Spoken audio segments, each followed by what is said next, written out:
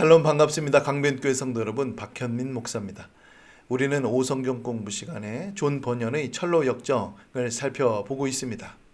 그 중에서 오늘은 11번째로 소망과 함께 두 마음과 대마 유혹을 떨쳐버리고 라고 하는 주제를 살펴볼 텐데요. 우리가 지난 시간에는 크리스찬이 신실과 함께 허영시장에 들어갔다가 결국 신실이 순교하는 안타까운 것을 살펴보았습니다. 크리스찬은 하나님의 은혜로 그곳을 탈출합니다. 그리고 그 과정 가운데 소망이라고 하는 사람과 함께 순례의 길을 걸어가게 되는데요. 오늘은 이 무력 언덕을 지날 때에 어떠한 인물을 만나게 되고, 또한 중간에 은광을 지나고 소금 기둥을 만나서 결국엔 이러한 강, 아주 은혜의 강을 만나게 되는 그 과정을 그리고 있습니다. 한번 차례대로 살펴보겠습니다. 먼저 이 순례의 길에서 두 마음이라고 하는 사람을 만납니다. 지금 by ands라고 되어 있는데요. 이것은 사심이라고도 번역할 수 있고, 또 이기적인 마음이라고도 이렇게 번역이 될 수 있습니다. 그러니까 이 사람의 그 마음 속에는 이 무력에 대한 그 마음이 자리 잡고 있습니다. 그의 고향은 미사여구라고 하는 곳인데요. 부유한 도시입니다. 돈이 많고 재물이 많은 곳이죠. 그곳에는 변절경, 기회주의경, 미사여구경이라고 하는 사람이 살고 있습니다. 그리고 여기 미사여구경의 이름을 따서 그 도시는 미사여구 도시가 된 것이죠. 그곳에는 기름기 씨도 있고 양다리 씨도 있고 무관심 씨도 살고 있습니다. 흥미로운 것은 무엇이냐면 그곳에 교구 목사가 있는데 교구 목사 이름이 두말 목사입니다. 네, 그렇습니다. 한입 갖고 두 말을 하는 것이죠. 또 그의 아내는 바로 가식 여사의 딸입니다. 가식적인 말로 이 딸을 가르친 것이죠. 그런데 이 두 마음이라고 하는 사람이 어떤 말을 하는가 한번 살펴보겠습니다. 이 두 마음이 이런 말을 합니다. 엄격하게 신앙을 지키는 사람들과 본인은 다소 다른 것은 사실이다 라고 얘기합니다. 그러나 두어 가지 아주 사소한 차이일 뿐이다 라고 얘기를 하죠. 그러니까 우리가 말하는 구원 얻는 참된 신앙, 엄격하게 말하는 그 신앙과 자기들의 삶의 그 가치는 거의 닮았는데, 그러나 아주 사소한 차이만 있을 뿐이다 이렇게 얘기를 합니다. 무엇이 다를까요? 첫 번째로는 자기네들은 절대 바람과 물살, 즉 시대적인 사조와 흐름을 거스르지 않는다라고 얘기합니다. 거스르지 않는답니다. 그러니까 시대 속에서 융합하여서 살아가는 것이죠. 또 하나 있습니다. 그것은 주께서 편안한 길을 걸을 때는 열정적으로 신앙생활을 한다는 것이죠. 그런데 여기에 이 사람들과 우리가 차이점이 있습니다. 무엇이죠? 우리는 고난의 길도 걸어갑니다. 좁은 문으로 지금 크리스찬과 또 순례자들이 걸어가고 있습니다. 그러니까 사소한 차이인 것 같아 보여도 그 차이는 매우 어마어마한 차이고 그 끝은 매우 다르게 나타나는 것이죠. 자, 그러자 크리스찬은 이렇게 얘기합니다. 만일 선생이, 그러니까 두 마음, 당신이 우리와 함께 간다면 세상의 흐름을 거슬러야 된다라고 얘기합니다. 여러분, 우리가 로마서 12장 말씀이 뭐라고 시작됩니까? 너희들은 하나님의 기뻐하시고 온전하신 뜻이 무엇인지 분별하라 라고 얘기를 하지요. 그러니까 이 세상의 가치관과는 우리가 같이 갈 수 없다라고 이렇게 얘기를 합니다. 여기서도 마찬가지죠. 세상의 흐름을 거슬러야 한다라고 이렇게 얘기합니다. 보십시오. 주님께서 화려한 신을 신고 계실 때뿐만 아니라 누더기를 입고 있을 때에도 그 곁을 지켜야 한다라고 얘기를 합니다. 그렇습니다. 우리 주님께서 우리의 삶 가운데 어떻게 역사하실까요? 좋은 일, 기쁜 일, 화려한 일, 영광스러운 일을 우리에게 주실 때도 있지만, 그러나 우리에게는 슬프고 아프고 어렵고 고난의 길을 걷는 그런 경우들도 있습니다. 둘 다 주님께서 허락하시는데, 세상은 뭐라고 얘기하죠? 좋을 때만 주님을 찾으라. 주님을 찾는 것은 좋을 때만 찾으면 되고 고난 가운데서는 찾으면 안 된다, 이렇게 얘기한다는 것입니다. 나중 가서 이것이 구체적으로 무엇을 의미하는지를 살펴보게 될 것입니다. 또 사람들의 환호를 받으며 넓은 거리를 걸어다닐 때나 쇠사슬에 묶여 끌려가실 때에도 우리는 주님을 따라가야 된다, 이렇게 얘기를 합니다. 그렇습니다. 우리가 주님께서 걸어가신 그 길이 영광스러운 길일 수도 있지만 또한 고난의 길이고 사람들이 인정하지 않는 그 길이며 우리가 걸어가기에 꺼려하는 그 길일 수도 있습니다. 그러나 우리는 그 길이 어떠하든지 간에 그 길을 걸어가는 것이죠. 우리 찬송가 중에 이런 찬송이 있습니다. 아골골짝 빈들에도 복음 들고 가오리다. 그렇습니다. 우리가 복음을 전한다라고 말하면서도, 어디든지 가겠습니다라고 말하면서도, 주님의 뜻대로 우리가 행한다라고 말하면서도 아골골짝은 가기 싫은 것입니다. 이 인간 안에 우리에게 그것이 있는 것이죠. 세상의 흐름이 그 안에 담겨져 있는 것입니다. 그러나 크리스찬은 그것은 주님께서 원하시는 삶이 아니고 진정한 신앙이 아니다라고 이렇게 얘기를 하고 있습니다. 결국 크리스찬과 소망은 두 마음과 결별하게 되지요. 자, 그런데 이 두 마음은요, 곧 세상 집착, 돈 사랑, 자린고비라고 하는 세 명의 친구를 만나게 됩니다. 자, 이 친구들은요, 같은 학교를 나왔는데요, 탐욕자치주에 있는 다다익선이라고 하는 학교를 나왔습니다. 이 네 명의 동창이에요. 그런데 재밌죠? 선생님이 누구냐면 축제 선생이랍니다. 그러니까 재물을 쌓아두는 데 있어서 일가견이 있는 교사입니다. 폭력, 사기, 아첨, 거짓말, 종교라는 가면을 써서 재산을 모으는 기술을 가르쳐 준 것이죠. 특별히 여기 종교라는 가면을 써서 재산을 모으는 기술. 이것이 아주 우리에게 다가오는 아주 매우 흉악한 모습이 아닐 수가 없습니다. 그러나 겉으로 봤을 때는 열심히 있는 모습이 그 안에 있습니다. 자, 이 네 사람은 같이 길을 걸어가면서 두 마음이 수수께끼를 하나 내지요. 자, 평소에 신앙에 별 관심이 없던 사람이 있는데 신앙에 열심히 있는 여기 척입니다. 있는 척을 해서 엄청난 재산을 얻었다면 이 사람을 올바르고 정당하다 할 수 있을까? 이렇게 수수께끼를 냅니다. 맞냐 틀리냐라고 하는 것이죠. 여러분 이제 감이 오시죠? 그랬더니 돈사랑이라고 하는 친구가 이렇게 얘기합니다. 보수를 더 받고 싶은 욕구 때문에 더 열심히 공부하고 더 열정적으로 설교를 해서 더 나은 목사가 되었네. 목회자로서 역량이 한층 더 향상되었으니 하나님의 뜻에 합당한 거라 할 수 있지 라고 이렇게 얘기를 하죠. 그러니까 어떠한 목사가 있습니다. 그가 열심으로 해요. 열심히 공부하고 설교도 열심히 하고, 그런데 그 목적이, 그 동기가 돈을 벌기 위함이다 라고 이렇게 얘기합니다. 그런데도 불구하고 괜찮답니다. 그것은 큰 문제가 아니고 오히려 더 합당하다라고 얘기를 하는 것이죠. 신앙에 열심히 있는 척만 하는 것입니다. 종교의 가면을 쓰고 돈만 밝히는 것이죠. 이 사람들의 모습이 바로 이와 같습니다. 불순한 동기, 겉으로 드러나는 모습은 어떠하든지 간에 상관없다.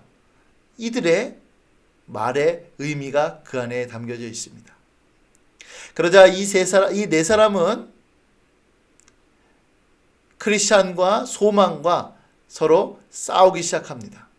내가 이 사람들과 두 마음이 내가 이 사람들로부터 모욕을 당했으니 이 질문 앞에 내가 이 사람들의 그 어떤 논리를 깨버리겠다라고 이렇게 얘기를 하는 것이죠. 그래서 이 네 사람은 앞에 걸어가는 두 사람과 마주쳐서 다시금 논쟁을 벌입니다. 그러나 크리스찬이 진리에 맞서서 싸우죠. 자, 크리스찬이 이렇게 얘기합니다. 빵을 얻기 위해 예수님을 쫓는 것이 옳지 못한 일이다. 세상에서 유익을 얻고 즐기기 위해 주님과 믿음을 이용하는 것이 얼마나 가증스러운 일이겠는가라고 이렇게 얘기합니다. 여러분, 요한복음 6장 말씀에 보면 무슨 말씀이 있습니까? 예수님께서 오병이어의 기적을 행하시자 사람들이 막 우르르 쫓아옵니다. 그리고 예수님을 억지로 임금 삼으려고 하죠.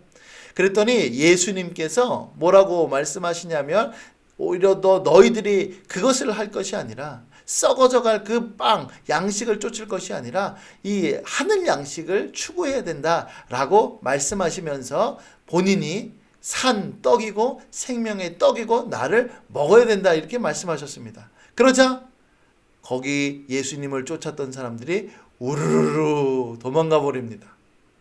그들이 예수님을 쫓았던 건 무엇이죠? 바로 먹을 것 때문이었습니다. 예수님을 쫓는 그 이유가 불순했습니다. 그러자 예수님께서 제자들을 향하여서도 이렇게 얘기하시죠. 너희들도 가려느냐? 그러자 제자들이 뭐라고 고백합니까? 생명의 말씀이 여기 있사오매 저희가 어디로 가오리까? 라고 이렇게 얘기를 합니다. 그렇습니다. 우리가 예수님을 쫓는 동기가 무엇이죠? 바로 진리 때문에, 그 안에 생명이 있기 때문에 그 안에 진실과 하나님의 의가, 성화가 하나님께서 원하신 삶이 그 안에 있기 때문에 우리는 예수님을 쫓는 것이죠. 크리스찬이 계속하여서 성경적인 근거를 듭니다. 하몰과 세겜의 근거를 들죠. 여러분, 하몰과 세겜, 야곱의 그 딸 디나가 이 세겜에 의하여서 욕을 봅니다. 그러자 이제 세겜이 이 디나를 연모해서 이 야곱의 가족들에게 같이 혼인하자 이렇게 얘기합니다. 그러자 이제 그 형제들이 너희들이 할례를 받아야 된다라고 이렇게 얘기하죠. 그러자 하몰과 세겜이 거기 있는 사람들한테 이렇게 얘기합니다. 그래, 우리 할례 받자. 근데 그 할례 받는 이유가 무엇이죠? 그 야곱에 가지고 있는 수많은 재물들을 그래야지 우리가 가질 수 있기 때문이다 라고 이렇게 얘기합니다. 그러니까 순수한 동기 혹은 여호와 신앙, 그것을 갖기 위하여서 할례를 받는 것이 아니라 그들이 갖고 있는 재물을 탐하기 위하여서 할례를 받는 것이죠. 그렇습니다. 이 안에 옳지 못한 동기가 있는 것이죠. 또 누가 있습니까? 네, 이 바리새인들이 있습니다. 특별히 누가복음 20장에 보면은 그들은 서서 기도합니다. 그러나 정작 그들이 원하는 것은 과부의 재산을 가로채는 데 있다라고 이렇게 예수님께서 정죄하셨습니다. 또 누가 있을까요? 가룟 유다. 그렇습니다. 그 몇 푼 안 되는 돈 때문에 예수님을 팔지요. 또 누가 있을까요? 마술사 시몬입니다. 그는 자기도 성령을 자기 마음대로 부릴 수 있도록, 그래서 돈을 벌 목적으로 베드로에게 이 성령을 달라고 이렇게 얘기하죠. 지금 네 명의 공통점이 무엇입니까? 다 신앙에 있어서 열심히 있는 것 같아 보여도 결국엔 그 중심이 바로 돈에 있었습니다. 세상을 위해, 그러니까 돈과 물질을 위해 신앙을 찾는 모든 사람들은 결국 세상을 위해 신앙을 버리고 마는 것이죠. 그렇습니다. 돈 때문에 혹은 물질 때문에 혹은 여러 가지 유익 때문에 예수 그리스도를 찾으면 결국에는 그것 때문에 우리는 예수님을 버리고 말게 되는 것이죠. 물론 우리가 처음 교회에 발을 들일 때에는 그것 때문에 발을 들여놓는 경우들도 있습니다. 그러나 나중에는 바뀝니다. 나중에는 고난이 찾아와도 예수님을 버리지 않습니다. 왜죠? 생명의 말씀이, 진리의 말씀이 예수님 안에 있기 때문입니다. 맨 처음에는 돈 때문에 자기의 여러 가지 어려운 것들을 해결하고자 주님께로 찾아왔어도 결국에는 그 마음이 참된 믿음으로, 신앙으로 바뀌어지게 되는 것이죠. 결국 크리스찬과 소망은 이들과 완전하게 결별하게 됩니다. 그 이후에 이 크리스찬과 소망은 데마라고 하는 사람을 만납니다. 이 데마는 사람들에게 은광, 아주 금은보화가 있는 그 광산을 보고 가라고 유혹을 합니다. 그런데 저 은광 밑에 보니까 낭떠러지입니다. 데마가 이렇게 얘기하죠. 가서 잠시만 고생하면 큰 돈을 벌 수 있습니다. 라고 이렇게 얘기합니다. 그러나 소망은 그러자 소망이 솔깃합니다. 우리도 한번 가볼까요? 라고 이렇게 얘기를 해요. 그러자 크리스찬은 나는 안 가겠다. 보물을 찾으려고 땅을 파다가 졸지에 죽는 사람들이 많다더라. 금은보화는 오히려 순례자들을 방해하려는 함정이 틀림없다. 라고 이렇게 얘기를 하였습니다. 여러분, 여기서 주는 것이 무엇입니까? 주님께서 우리들에게 물질을 허락하시지 않는다라고 하는 것이 아닙니다. 주님께서 우리에게 뜻하신 바가 있으면 우리에게 물질을 주십니다. 그러나 문제는 돈만 추구하다가 함정에 빠져 죽는 경우들이 생기더라. 순례길에서 벗어나더라. 라고 지금 이렇게 얘기를 하고 있는 것이죠. 크리스찬과 소망은 데마의 유혹을 뿌리치고 거기를 지나쳐 갑니다. 그러나 아까 전 뒤따라와던 두 마음, 세상 집착, 돈사랑, 자린고비 이 네 사람은 그 데마의 유혹에 금방 넘어가고 맙니다. 왜죠? 그들의 목적이 무엇이죠? 예수님이었습니까? 아니었습니다. 돈이었습니다.